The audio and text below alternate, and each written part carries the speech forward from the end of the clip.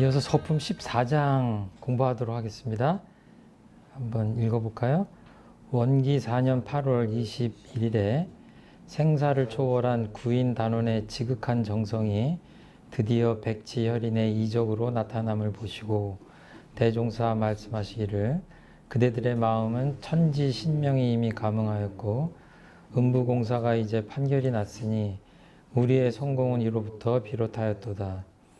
이제 그대들의 몸은 곧 시방세계에 바친 몸이니 앞으로 모든 일을 진행할 때에 비록 천신만고와 함지사지를 당할지라도 오직 오늘의 이 마음을 변하지 말고 또는 가정애착과 오욕의 경계를 당할지라도 오직 오늘 일만 생각한다면 거기에 끌리지 아니할 것인즉 그 끌림없는 순이란 생각으로 공부와 사업에 오로지 힘쓰라 하시고 법포와 법명을 주시며 말씀하시기를 그대들의 전날 이름은 곧 세속의 이름이요 개인의 사사 이름이었던 바 그 이름을 가진 사람은 이미 죽었고 이제 세계 공명인 새 이름을 주어 다시 살리는 바이니 삼가 받들어 가져서 많은 창생을 제도하라. 그 교사를 한번 꼭 읽어보셔야 된다 이런 말씀을 저번에도 드렸는데요. 관련해서 이게 참고도서를 보면 이때 그 정황들이 많이 풍부하게 나옵니다. 그래서 어떤 분위기 속에서 기도를 했구나 하는 걸 알 수가 있는데 전장에서 공부한 바와 같이 이제 기도를 시작하자라고 이제 전장에서 했다면 이 14장에서는 천지신명이 감응을 하시는 이제 그런 내용이 나오는 그런 대목입니다. 백지혈인이라고 표현을 하셨는데요. 이거는 백지라고 하는 거는 아무것도 묻지 않은 이 손가락을 백지라고 합니다. 자세한 상황은 이제 다른 데서 다루기 때문에 그냥 요점만 말씀드리자면 대종사님 모시고 구인 제자들이 아주 지극한 정성으로 기도를 하시죠. 기도를 하시는데 뭐 그 한 군데서 하는 게 아니라 그 구인봉이라고 해서 영산 성지에 가보시면 그 9봉우리가 있는데 그 한밤중에 거기까지 가서 기도 정성을 올리고 하는 그때에 이 백지혈인의 이적이 나타났다. 그런데 이적이라는 것은 원불교에서 사실은 아주 공식적인 이적이라고 하는 것은 유일하게 이게 다다 이렇게 보시면 될 것 같아요. 그래서 어떻게 보면은 다른 종교들 같은 경우에는 그 이적에 대한 얘기들이 참 많이 나오거든요. 그래서 보통 사람들이 신심을 나게 하는 데 도움이 되는 면도 있고 한데 원불교는 워낙에 그런 것들이 인정되지 않고 또 구전으로는 이런저런 말씀들이 있음에도 불구하고 의도적으로 그런 것들을 전하지 못하게 하셨고 그런 걸로 알고 있습니다. 그런데 이 부분만큼은 이적이라고 표현을 하셨는데 하얀 종이에다가 아무것도 묻지 않은 이 손으로 이렇게 지장을 찍게 하는데 그게 이제 핏빛으로 어려서 종이에 찍혔다 이제 이런 그 표현들이 나옵니다. 그대들의 마음은 천지신명이 이미 감응하였고 음부공사가 이제 판결이 났으니 우리의 성공은 이로부터 비롯하였도다. 그러니까 대종사님께서 그동안에도 수없이 여러 가지 일들을 하셨지만 저축조합도 성공을 하시고 방언공사도 성공을 하시고 하셨지만 그것들을 성공이라고 표현하지 않으시고 그 우리 회상이 실질적으로 진리적으로 이제 성공했다라고 표현하시는 거는 이 대목에서 이제 혈인 기도를 마치시고 법인 기도를 마치시고 이렇게 천명을 하십니다. 여기서도 그냥 정성이 아니라 지극한 정성이죠. 그래서 우리들이 흔히 말하기를 지성이면 감천이다라는 표현이 있지 않습니까? 정성이 지극하면 하늘이 감응하시다는 표현이 있잖아요. 딱 그 표현이에요, 지금. 지극한 정성이라고 하는 것이 있고, 감응이라는 표현이 나오잖아요. 이게 지성이면 감천이다라고 하는 그 말씀이 그대로 이 본문에 나왔다 이렇게 볼 수 있을 것 같아요. 전해지는 이야기에 보면은 이 기도 기간에 이 제자분들이 얼마나 정성스럽게 생활을 하셨는가, 계문을 지키고 그 뭔가 몸가짐을 이렇게 존절히 하고 그렇게 했는가 하는 것들은 그 전해져 오는 이야기들이 참 많이 있습니다. 이 음부공사라고 하는 것은 이렇게 눈에 보이는 양계가 있으면 음계가 있다 이제 이런 표현이라고 할 수가 있는데 그냥 참고적으로 그 스승님들 말씀을 좀 그 인용해서 드리자면 대산종사님께서 어떤 표현을 하셨냐면 그 음계와 양계를 묻는 제자들한테 너무 어렵게 생각하지 마라. 눈 감으면 음계요, 눈 뜨면 양계니라 이렇게 표현하셨어요. 그 표현은 저희들이 살아가면서 굉장히 활용하기 좋은 말씀인 것 같아요. 평소에 휴식을 취할 때 좀 누워서 취하거나 또 잠들기 전에 누워 있거나 그럴 때 의도적으로 한번 이렇게 눈을 좀 감고 좀 가만히 마음을 비우고 아무 생각도 하지 말아야 되겠다 하고 한번 눈을 감고 깊은 휴식에 한번 들어가 보셨으면 좋겠어요. 그러면 의외로 생각보다 그 느껴지는 것들이 많습니다.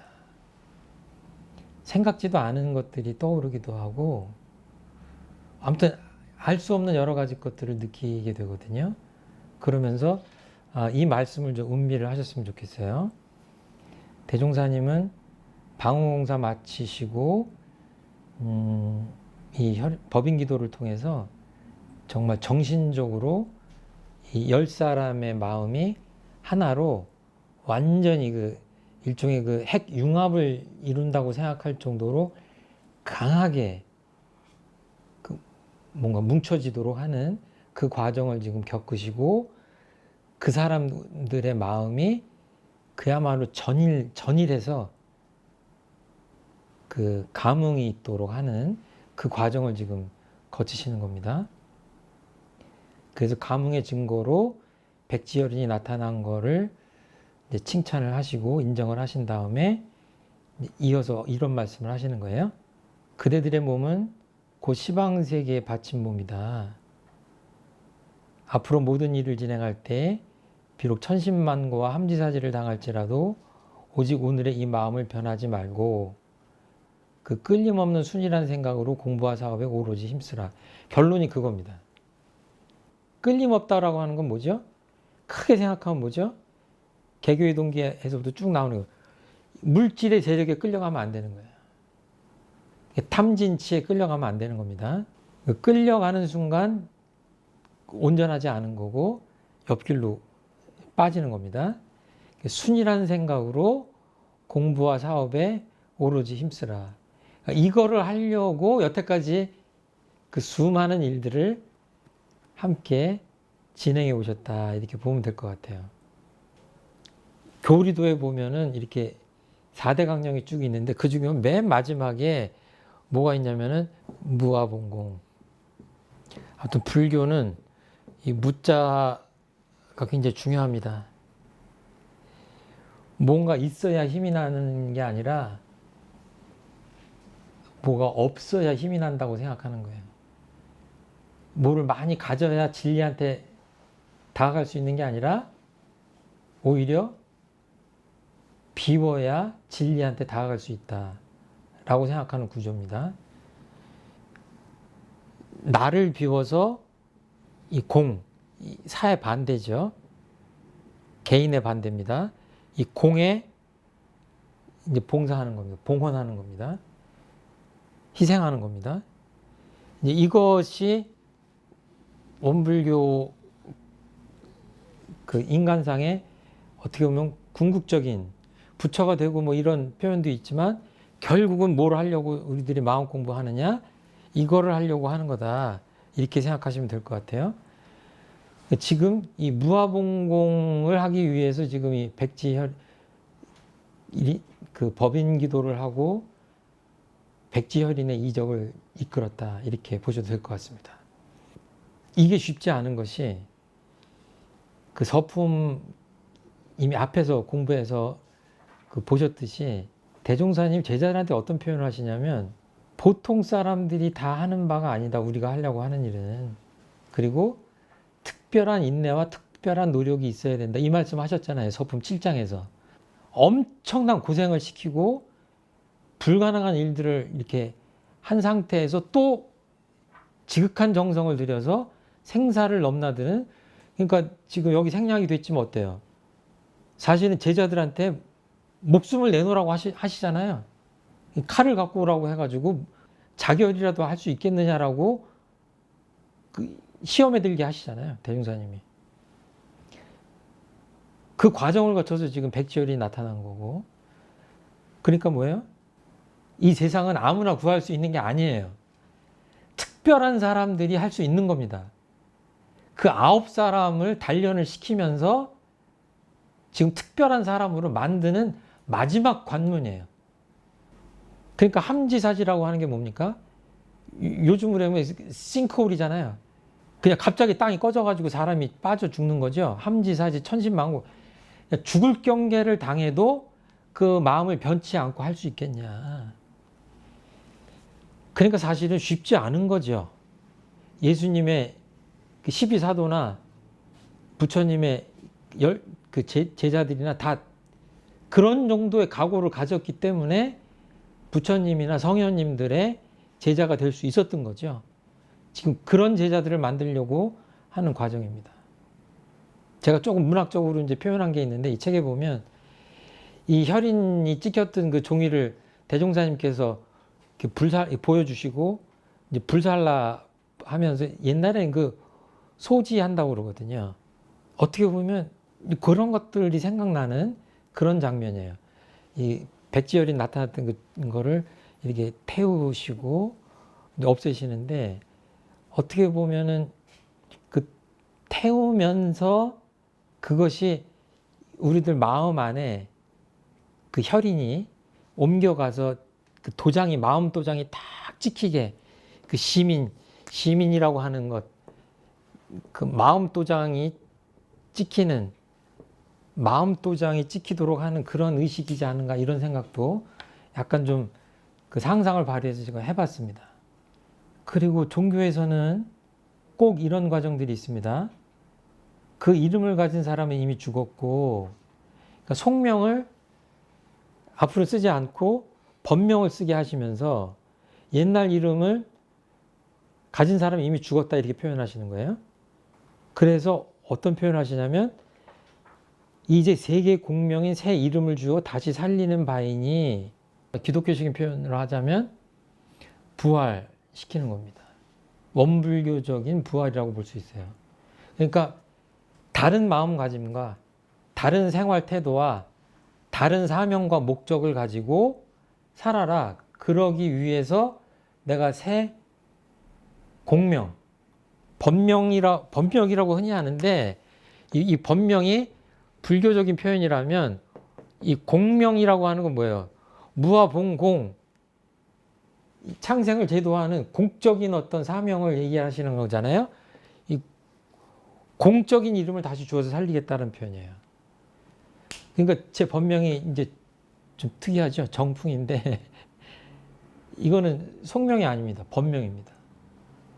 그럼 여기에 대입하자면 어때야 돼요? 내가 마음속에 늘 어떤 생각을 해야 됩니까? 아, 내 안에 하늘 마음이 있고 내가 창생을 제도할 책임이 있구나. 그러니까 번명을 들을 때마다 그 생각을 해야 됩니다. 원불교에서 번명을 받으려면은 정말 오리지널하게 하려면 어떻게 해야 돼요? 이렇게 해야 돼요. 막 정말 목숨 내놓고 기도를 해가지고 기도하기 전에 방언공사도 하고 금주 금연 뭐 공동 출력해가지고 보험미 실행하고 저축조합 해가지고 그 근검절약 다 하고 그런 예선전을 다 거치고 이 법인 기도까지 한 상태에서 9사람에게만 준 거예요. 근데 요즘 어떻습니까? 그냥 우리 마음이 약하니까 그냥 며칠만 나와도 법명 주잖아요. 그런데 그 쉽게 받아도 원래는 이런 거구나라고 생각하고 어때요? 이 부담감을 가져야 됩니다. 이런 부담감을 가질수록 어때요? 우리가 성장하는 겁니다. 그러니까 이 부담감을 가지셔야 돼요. 아, 그래서 그 부담감을 가지고 생활하다가 보면 아, 이래서 내가 법명 받기를 잘했구나. 이제 그럴 수 있지 않을까. 법포와 법명을 받았다고 하는 것은 간단한 사건이 아니다. 내 인생에 그야말로 전환점을 가져오는 그 어떤 터닝 포인트를 주기 위한 그 새로운 호칭이다. 이렇게 생각하고 좀 부담감을 가져야 되겠습니다. 앞에서도 뭐 말씀드렸지만 10인 일단 만드시면서 정신적으로 인적 결집을 하고 저축조합하면서 물질적 토대를 세우는 결집을 또 하고 법인 기도로 진리적인 인증을 받아내는 이런 거를 통해서 지금 여기까지 오셔서 이제 인가를 딱 하시고 법포와 법명을 주시는 거죠. 그러니까 앞으로 정말 영생을 통해서 변치 않는 마음으로 창생을 제도해라. 그렇게 하시는 겁니다. 그러니까 우리 교도님들이나 저나 늘 어떤 생각을 해야 되냐면 내 삶의 사명이 뭐냐 하는 것에 대해서 좀 시시때때로 생각하셔야 되지 않을까 이렇게 생각을 합니다. 혹시 뭐 느끼신 거나 질문하실 거나 있으시면. 왜 대종사님은 이적을 이렇게 못 전하게 하셨을까요? 그러면 예. 좀 새로운 교도들 이렇게 하기 훨씬 더 좋으셨을 거예요. 예. 그러니까 이적을 좀 하셔야 아 정말 힘이 세신 분이구나 위대하신 분이구나 그러고 좀 그 신입교도도 많이 들어오시고 할 텐데 대종사님은 아무튼 그 이적이나 이런 것들은 그 대도정법에서는 도움이 안 된다 하는 말씀을 하시죠. 그리고 뒤에 보면은 이것에 대한 설명을 하시는 게 대종교에 또 뒤에 나옵니다. 앞으로 공부할 때. 크게 보면 너무나 당연하게 이적은 인도 정의의 공정한 이 법을 저희들이 지향하는데 전혀 도움이 되지 않는다. 오히려 방해가 된다. 그렇게 생각하신 것 같아요. 그리고 그것만 하면 뭐예요? 그 눈으로만 자꾸 보는 거죠. 이제 이런 부분들이 나옵니다. 바람이 부는 날 이렇게 지붕을 이렇게 지푸레기로 엮어서 이형을 엮는데 그 조심해라. 이제 그랬더니 조심 안 하고 그냥 홀라당 날아가 버리니까 제자분들이 그 다음날 아 우리 대종사님께서 신통력을 발휘해서 날아갈 걸 보셨구나 그랬더니 대종사님이 야단치시잖아요. 아 이게 그냥 합리적인 생각으로 해서 기틀을 보고 한 얘기인데 니네들이 나를 신통력 있는 사람으로 하면 그건 업을 짓는 거다 이런 표현으로 하시면서 아주 그런 거 딱 질색하세요. 이게 오히려 방해가 된다 정법에 이제 그런 입장이신 것 같아요. 법명과 법포를 주시는데 법명하고 법포를 이렇게 꼭 법명만 주시면 될 것 같은데 왜 예. 두 개를 따로 주셨을까요? 그건 이제 우리 그 동양 문화를 좀 이해해야 될 것 같아요. 저도 잘은 모르지만 예전에 그 우리 법포가 아니어도 호를 많이 불렀잖아요. 무슨 당호라고 하기도 하고 뭐 호를 많이 붙였는데 옛날 분들은 이름이 많잖아요. 어렸을 때 아명도 있고 그 그냥 본명도 있고 나중에 아호도 있고 또 옛날 벼슬한 사람은 돌아가신 다음에 휘호도 있잖아요. 그러니까 이 충무공 그러면 그 휘호라고 그러더라고요. 뭐 그런 것들이 많았는데 그 나이가 들고 이런 분들을 이렇게 예우하기 위해서 호를 불러주고 그랬는데 그런 것 같은 맥락이죠. 그래서 지금도 원불교에서 아주 젊은 사람들은 그 호를 못 받습니다. 좀 나이가 좀 되고 좀 경륜이 쌓여야 법명에다가 법호를 더해서 그래서 그냥 그 법명을 그냥 부르는 것보다는 연세가 좀 있으신 분들한테는 좀 법호를 드리고 이제 그렇게 하죠. 근데 또 너무 늦게 입교를 하셔가지고 연조가 짧으신 분들한테는 좀 법포가 좀 늦게 나와요. 왜냐하면 법포까지 받으셨는데 원불교를 너무 모르신다거나 그 혹시나 또 법에 어긋난 행동을 하시거나 그러면 그 법포에 또 받은 것은 좀 맞지가 않고 이제 교단에도 누가 되고 그럴까봐 조금 그런 것도 생각을 해서 그 연조와 이제 공부 경력 이런 거를 좀 참작을 해서 드리고 있습니다.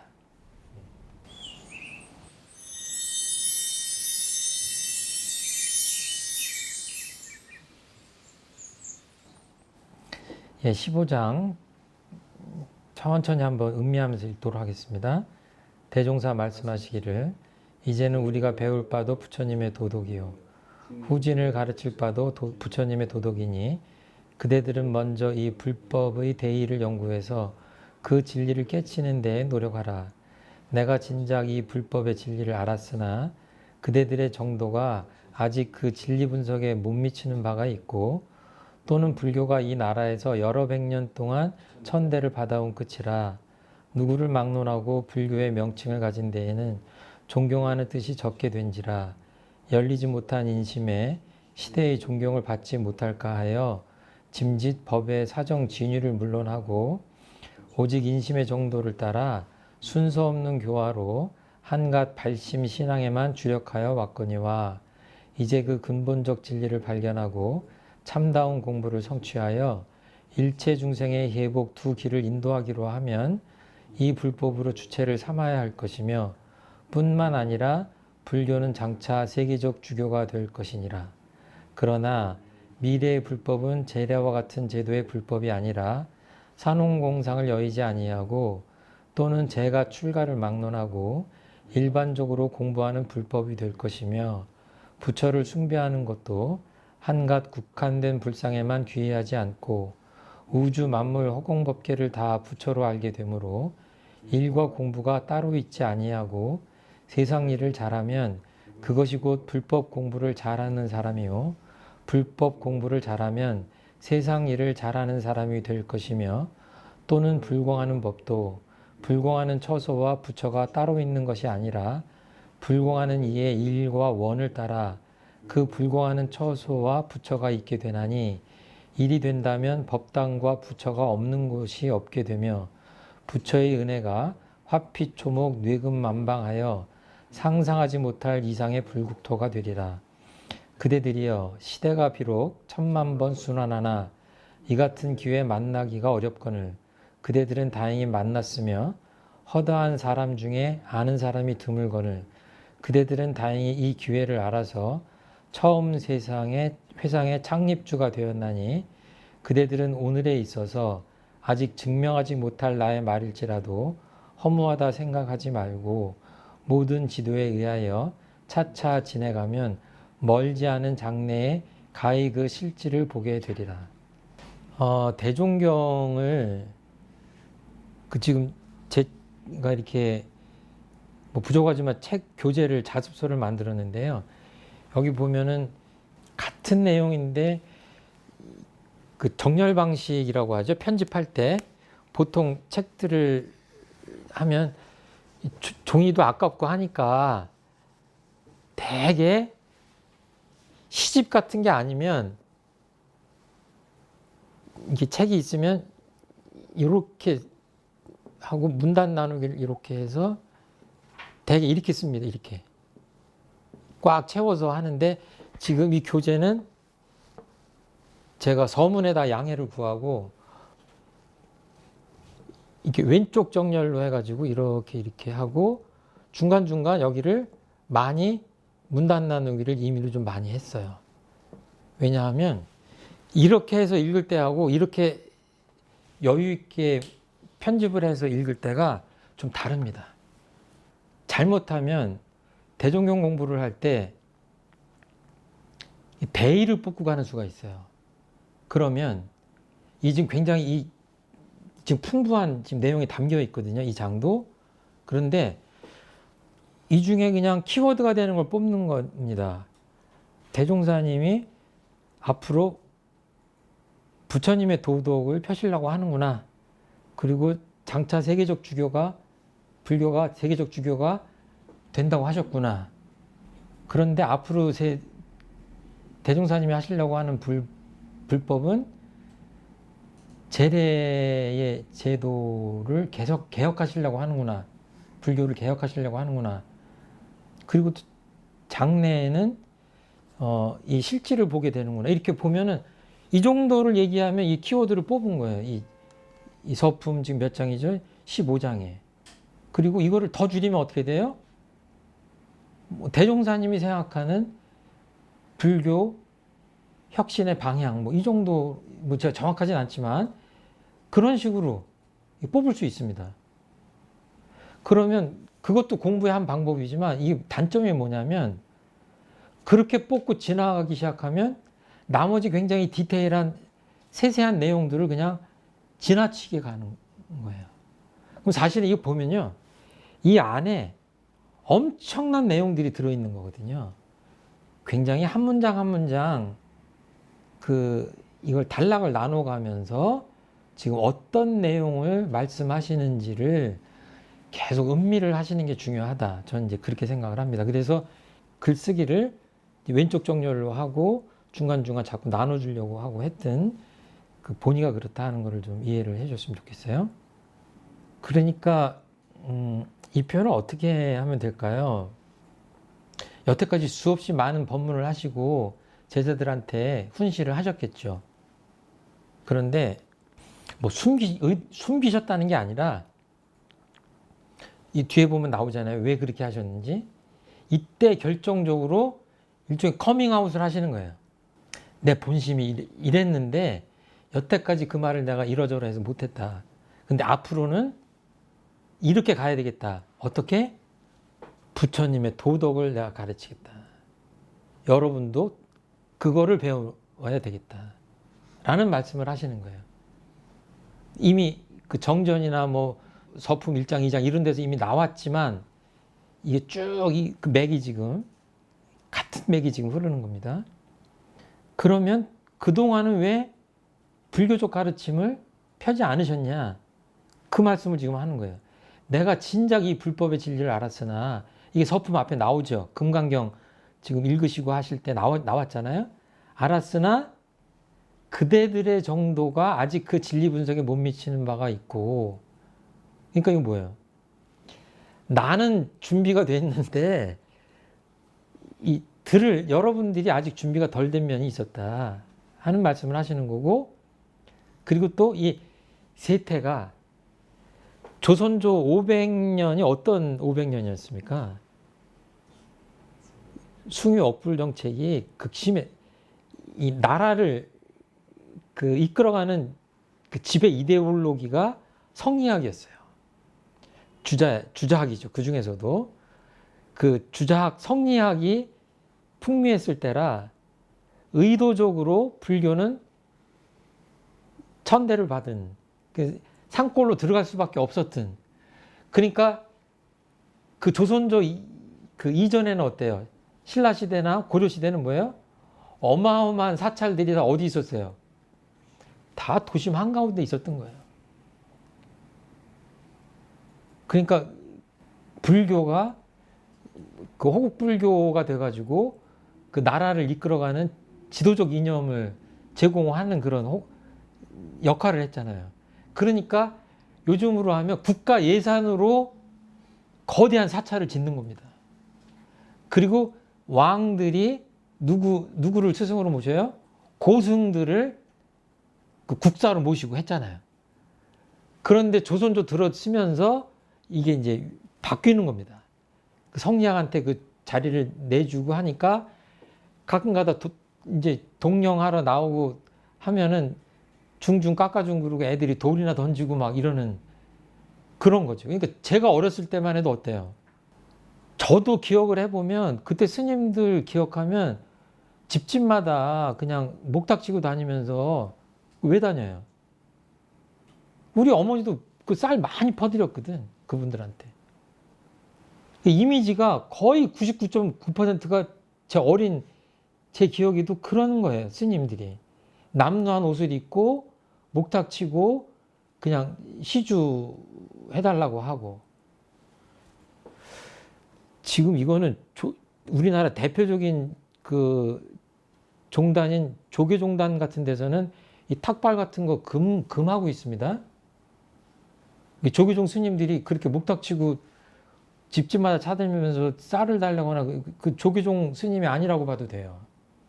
세상이 많이 변했습니다. 이제 그런 시대, 오랫동안 천대를 받아온 거. 그러니까 열리지 못한 인심에 시대의 존경을 받지 못할까 하여 이런 우려를 하신 거죠. 이 세회상을 펴시면서 얼마나 많은 생각을 하셨겠습니까? 근데 마음속에는 내가 부처님의 정맥을 이어서 이 세상의 주교로 드러내야 되겠는데 이 생각을 하시는 거예요. 그러면서도 뭐라고 그랬어요? 한갓 발심신앙에만 주력했다. 그러니까 그때는 무슨 의식 같은 것들을 그때 뭐 동학이나 증산교 쪽에 그런 스타일로 지내시기도 하셨다고 그래요. 이렇게 제대로 이제 교법을 펴시기 전에 인심의 정도를 따라 순서 없는 교화를 하셨다고 인정을 하시는 겁니다. 그리고 그냥 발심신앙, 사람들의 마음을 불러일으키는 쪽에만 어떻게 방편 삼는 그런 쪽의 활동을 했다라고 스스로 고백을 하시는 겁니다. 제자들한테. 그런데 근본적 진리를 발견하고 참다운 공부를 성취하게 하려면 이 불법으로 주체를 삼아야 되겠다.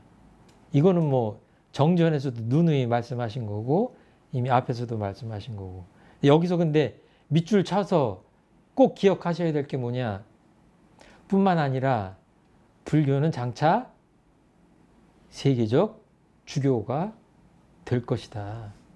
단언하셨습니다. 지금 생각하면 지금 서양이나 유럽 같은 데서 불교가 굉장히 지금 많이 퍼지고 있죠. 그게 뭐예요?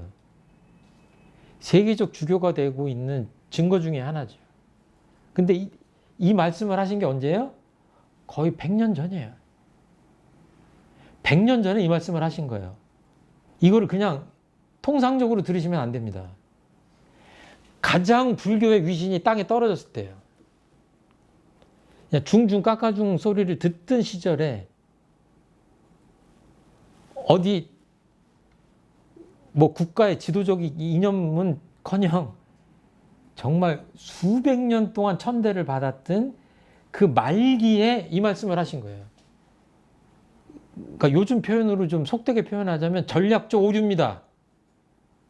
대종사님이 이렇게 표현하시는 거는 망하자고 하시는 말씀이나 마찬가지예요. 다 죽은 종교나 마찬가지인데 어떻게 새 종교를 펴신다고 하면서 그 명맥이 거의 끊어져 가는 종교에다가 맥을 대시냐고요.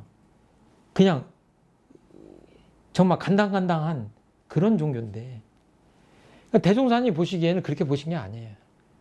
지금 여러 가지 상황이나 이런 것들 때문에 그랬을 뿐이지 불법은 여전히 정법이고 미래의 세상을 주도해 나갈 만한 그런 힘을 가진 종교라고 굳게 믿고 그렇게 생각하시는 거예요. 그렇기 때문에 사람들이 그렇게 생각할지언정 나는 불교의 맥을 잇겠다. 서가모니 부처님의 뒤를 잇겠다라고 하시는 겁니다. 지금에서 보면은 그러시구나 그랬지만 그때의 상황으로 돌아가서 보면 굉장히 하시기 힘든 말씀을 지금 하신 거다. 신심 없고 그러면 아마 떨어져 나가는 사람도 있었을 것 같아요. 예. 그런데 이제 이어서 이 말씀을 하시는 거죠. 그러나 중요합니다. 더 중요한 말씀이에요. 미래의 불법은 제례와 같은 제도의 불법으로는 안 되겠다라고 하시는 거예요. 산혼공상을 여의지 아니하고. 그러니까 그 서가모니 부처님께서 그때 인도 사회에 브라만교가 거의 장악을 하고 있을 때 아닙니까? 그때 서가모니 부처님이 말씀하신 게 대세예요? 대세가 아니죠. 너무 낯선 가르침인 겁니다. 메이저가 아니라 마이너였어요. 예수님도 어때요? 마이너였습니다. 유대교의 전통에서 보면 굉장히 낯설고 거북한 말씀을 하신 거예요.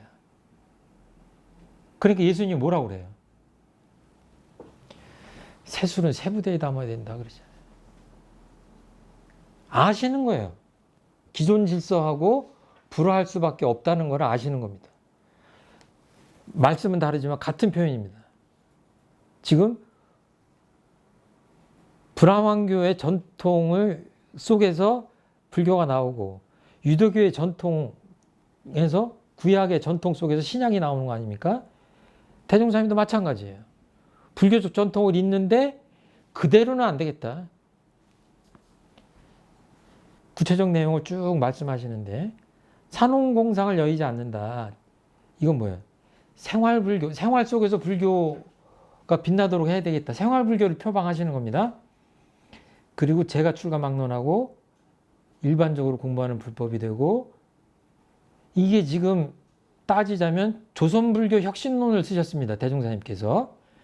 그 내용이 거의 그대로 지금 서품 이 부분에 들어와 있는 거예요. 그러니까 조선불교 혁신론도 시간이 나시면 읽어보시는데 안 읽어보셔도 되는 게 서품에 거의 그 주요 내용들이 다 들어와 있습니다.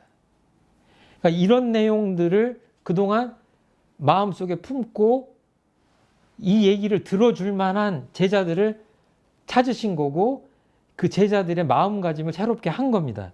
그래서 본론을 얘기하시는 거예요. 제가 출가가 막론하고 일반적으로 공부하는 불법. 그러니까 스님만 공부하는 게 아닙니다.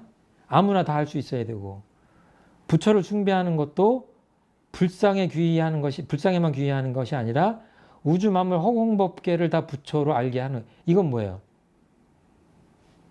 우리식으로 얘기하면 이게 지금 교전에 보면 지금 이렇게 넘기면 이론상 나오고 그 다음에 넘기면 물질이 개벽되니 정신은 개벽. 이게 개교표라고 그래요. 왜 우리가 세회상을 열고 교단을 열었느냐 하는 캐치프레이즈.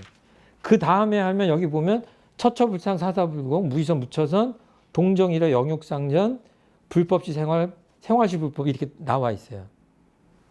이 내용을 얘기하시는 거예요.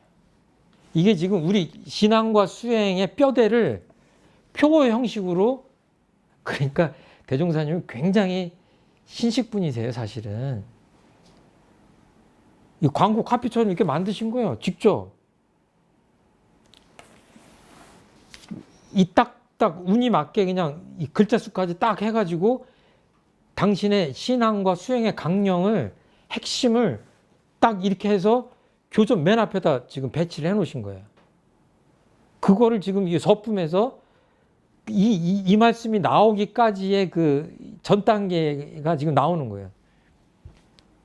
여기서 보면 처처불상 말씀하시는 거예요. 이게 서가모니 부처님 말씀이 똑같은 거예요. 서가모니 부처님 불상 만들라고 안 하셨잖아요. 똑같이 우주만물 허공법계를 다 부처로 알려고 하고 우리들 마음에 불성이 있다라고 하는 가르침인데 오랜 세월 흘러오다 보니까 어때요? 마치 불상이 계신 데만 부처님이 계신 걸로 잘못 그거를 지금 혁신해야 되겠다고 지금 다시 근본으로 돌아가자고 하는 말씀이에요. 그러니까 이게 처처불상 말씀이에요. 일과 공부가 따로 있지 않다. 이거 유식하게 하면 이사병행하자는 얘기고 무시선 무처선 하자는 얘기입니다. 일할 때는 일만 하고 일 끝나면 퇴근해서 공부하자고 하는 게 아니에요.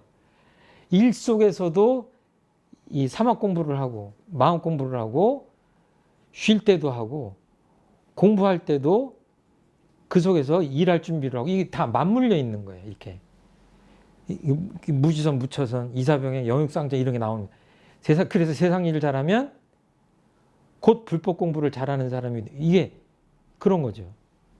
동정이러 영육상전 이런 것들 불법시 생활 생활시 불법이 똑같은 겁니다. 저 사람이 교당이나 절에는 열심히 다녀서 뭔가 경전도 막 줄줄줄줄 외우고 입만 열면 부처님 얘기를 하고 대종사님 얘기를 하는데 사업을 하는 데마다 그냥 망해. 집안도 늘 불화해. 사회생활도 잘 안 돼. 어디 가면 그 사람 다 싫다고 해.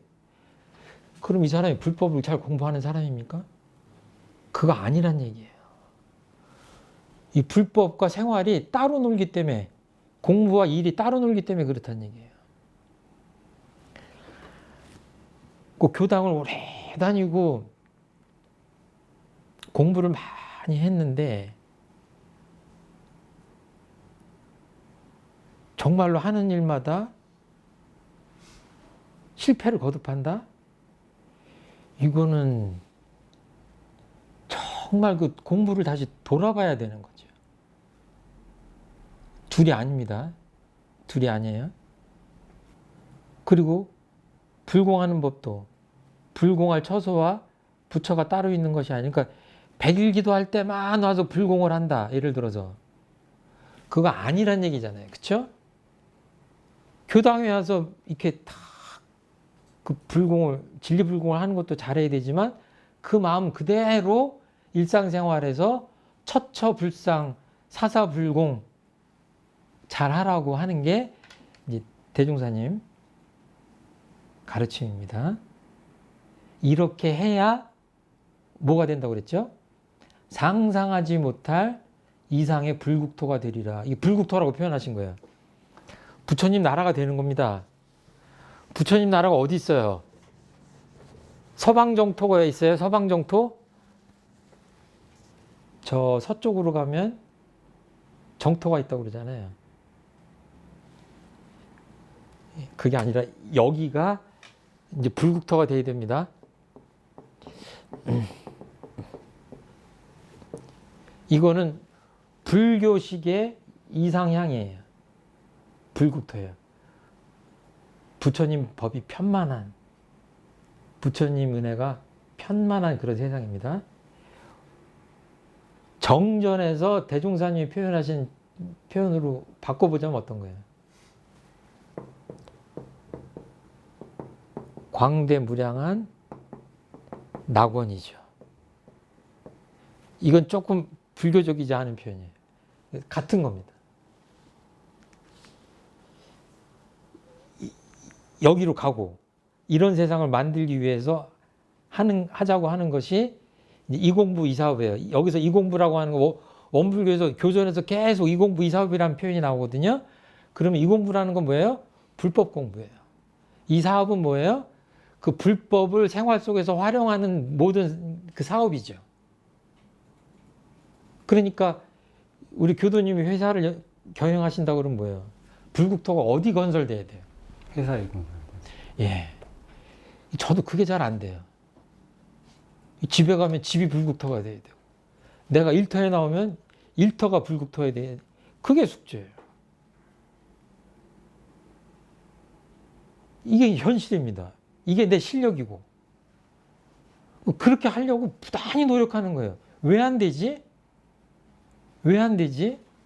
나는 잘하려고 하는데 우리 회사가 왜 불국토가 안 되지? 그러니까 불교를 다 믿어서가 되는 게 아니라, 예? 뭐 개종을 시켜서 불국토가 되는 게 아니라 정말로 그 은혜가 넘치는 그런 살기 좋은 회사를 만들어야 되는데, 그러니까 이런 사명을 가지고 우리가 살아야 그렇게 하자고 하시는 거예요. 대한민국은 불국토에 가까운가? 광대무량한 낙원에 가까운가? 이것을 위해서 무아봉공하는 게 우리 사업이에요. 그러니까 교전에 이공부 이사업이라는 표현이 잘못 나오니까 이거 원불교적 배경을 잘 모르시는 분들은 무슨 사업이냐? 밖에서 사업 그러면 비즈니스잖아요.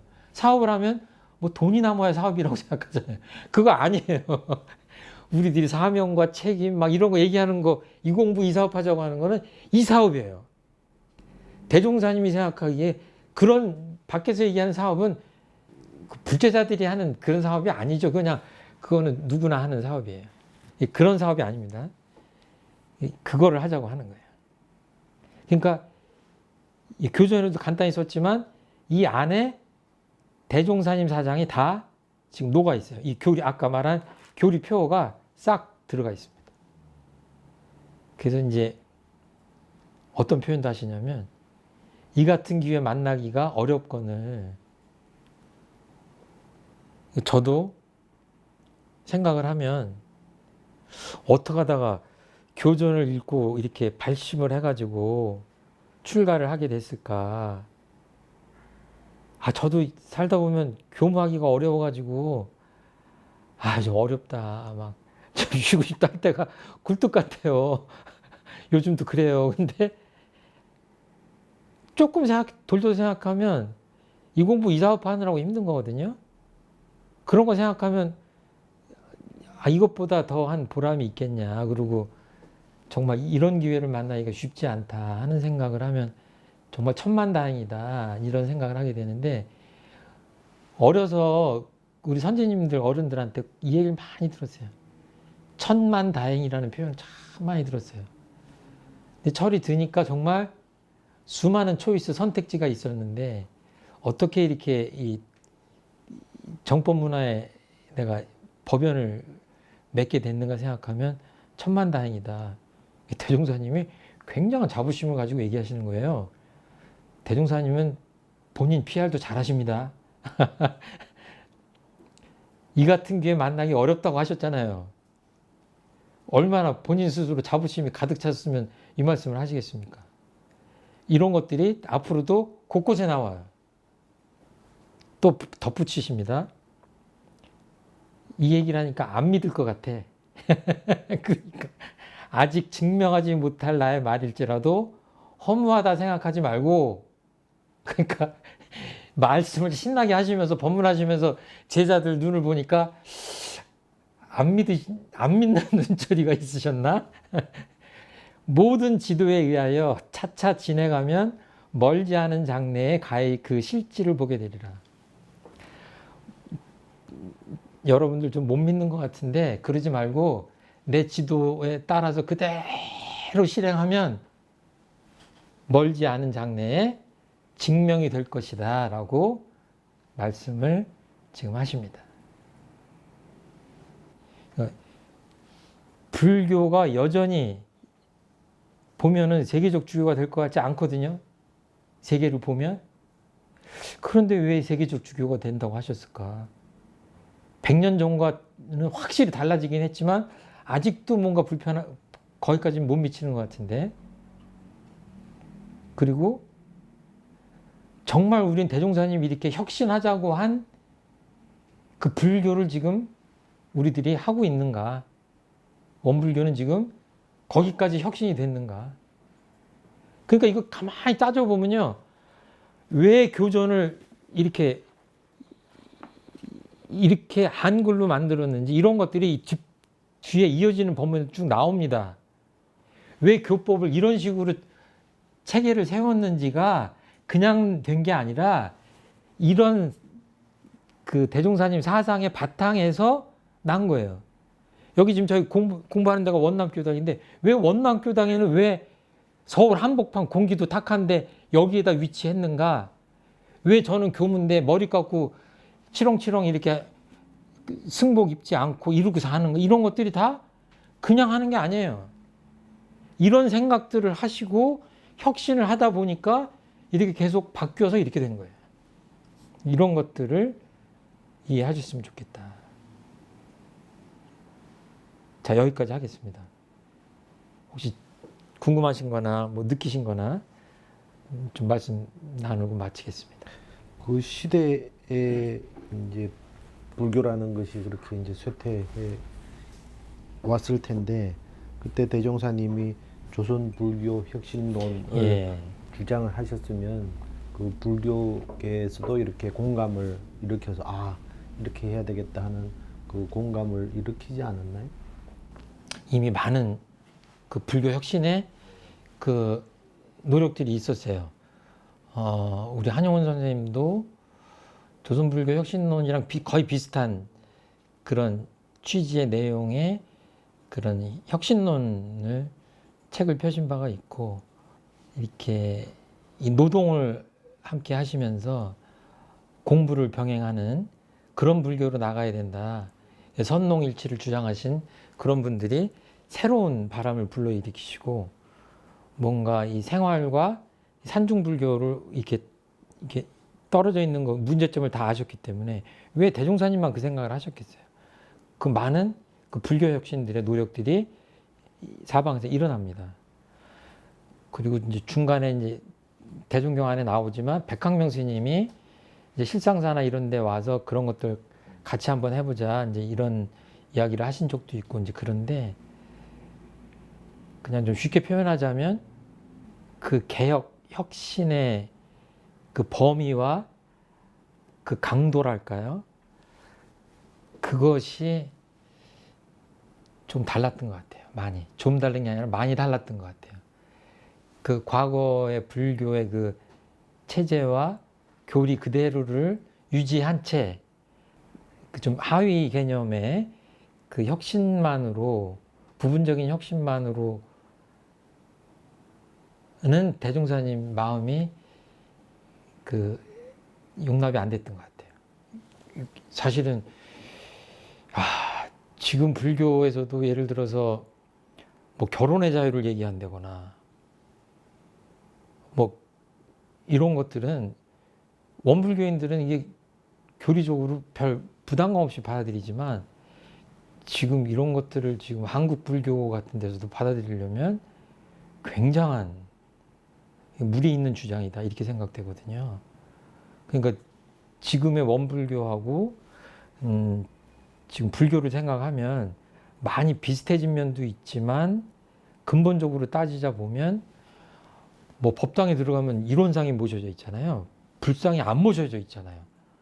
이런 몇몇 가지들은 이게 굉장한 아직도 그 받아들이기에 멀미를 할 만하지 않을까 그런 생각이 듭니다. 그래서 그런 차이가 있는 것 같아요. 그 혁신의 그 강도의 차이, 심도의 차이가 분명히 존재한다. 같은 혁신이지만 그런 생각이 들어요. 그래서 막 비판을 받았나요? 그 불교계 그 당시 불교계에서 제가 뭐 자세히는 모르겠는데 그 기본적으로는 그렇게 주목을 받을 만큼 새가 크지 않았습니다.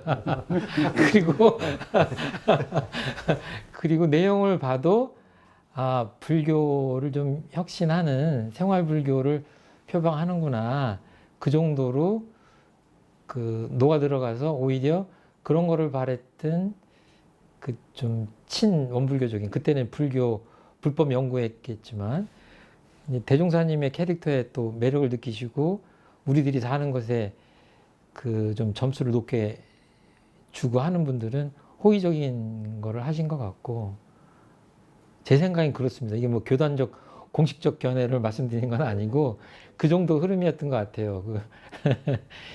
그렇게 뭐 큰 조직이 불교의 교화에 큰 영향을 미칠 만큼 그런 흐름을 만들 만큼의 세를 키우거나 그런 게 아니라 아주 전북 익산에서 시작해서 조그마한 운동을 했던 그런 단체였기 때문에 그렇게 커다란 거부감을 느끼진 않았던 상태고 전체적인 세태는 그때 불교 자체도 일본 사람들에 의해서 황도불교화 하려고 막 온갖 그 작전을 세우고 했을 때라 그 생존을 서로 뭐 고민해야 되는 때라 그렇게 뭐 불법 연구회를 기존 불교 종단이 주의 깊게 본다거나 하는 세태는 아니었던 걸로 짐작이 됩니다. 제 생각에는.